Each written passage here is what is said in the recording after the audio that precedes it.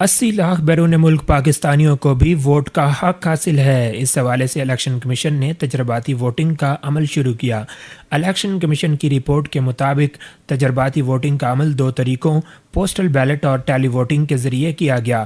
7 ممالک سے 67 belt paper موصول ہوئے۔ الیکشن کمیشن کو پوسٹل بیلٹ پیپر موصول ہونے میں 1 سے 3 ہفتے لگے۔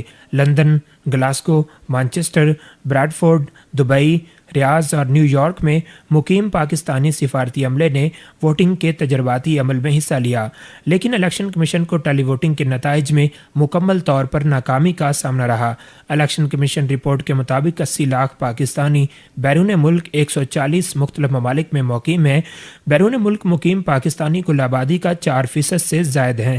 80 لاکھ بیرون ملک پاکستانیوں میں سے نادرا نے 60 لاکھ نائکوپ جاری کیے ہیں۔ الیکشن کمیشن نادرا اور دفتر خارجہ سے مل کر سمندر پار پاکستانیوں کے ووٹ سے متعلق تجربات کر رہا ہے۔ مرتضی رائے، ہم سب ٹی وی، اسلام آباد۔